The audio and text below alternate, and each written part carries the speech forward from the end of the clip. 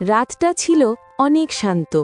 ঘরের সবাই ঘুমিয়ে পড়েছে, শুধু আমি বসে আছি বারান্দায়। হালকা বাতাস বইছে, মনে হাজারো চিন্তা। এই বাড়িতে আসার পর থেকে অনেক কিছু বদলে গেছে, কিন্তু একটা মানুষ আছেন যিনি কখনো বদলাননি, আমার শ্বশুর। বিয়ে পরের দিনগুলো ছিল আমার জন্য খুব কঠিন। নতুন পরিবার, নতুন মানুষ, নতুন নিয়ম, সব কিছুতেই নিজেকে একা লাগত। কিন্তু শ্বশুরমশাই প্রতিদিন এমনভাবে কথা বলতেন যেন আমি এই বাড়িরই একজন পুরনো সদস্য। তিনি কখনো আমাকে বৌমা বলে নয়, সবসময় মা বলে ডাকতেন। সেই ডাকটার মধ্যে এমন এক মায়া ছিল যা নিজের বাবার কাছেও কখনো পাইনি। একদিন সকালে রান্নাঘরে আমি দেরি করে ফেলেছিলাম। শাশুড়ি একটু রেগে গেলেন। আমি চুপচাপ দাঁড়িয়েছিলাম, কিছু বলিনি।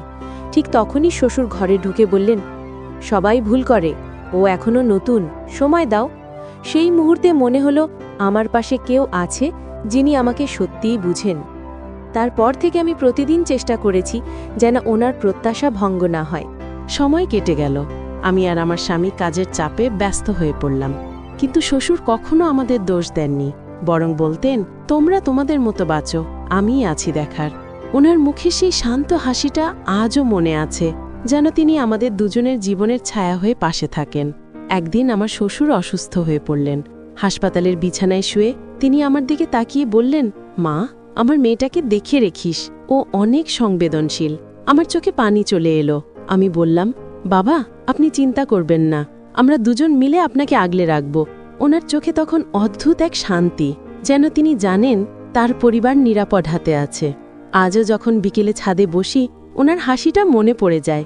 যেভাবে তিনি মেয়েকে আদর করতেন, ঠিক সেইভাবেই আমাকে দেখতেন। আমি কখনো ভেবে দেখিনি একজন মানুষ একই সঙ্গে শ্বশুর আর বাবার জায়গা নিতে পারেন, কিন্তু উনি পেরেছিলেন। বন্ধুরা, অনেকেই বলে শ্বশুরবাড়ি মানেই দূরত্ব, কিন্তু আমি বলি ভালোবাসা থাকলে সেই দূরত্বটা হারিয়ে যায়। আমার শ্বশুর শুধু আমার স্বামীর বাবা নন, আমার জীবনের এক আশীর্বাদ। তার স্নেহ, তার আদর আর তার মায়ায় আজও আমি ভরসা পাই। তাই আমি আজও গর্ব করে বলি, শ্বশুর সব সময় মেয়েকে আর আমাকে আপন করে রেখেছেন। এই ভালোবাসা কোনো রক্তের বন্ধন নয়, এটা এক মনের সম্পর্ক, যা চিরকাল থাকবে একজন মেয়ের বাবার মতো। বন্ধুরা, এরকম আরও নতুন নতুন ভিডিও পেতে চাইলে আপনারা চ্যানেলটি সাবস্ক্রাইব করে রাখবেন, আর এই ভিডিওতে লাইক দিবেন, আর কমেন্টে আপনাদের মতামত অবশ্যই জানাতে ভুলবেন না। ধন্যবাদ। সবাই ভালো থাকবেন, সুস্থ থাকবেন।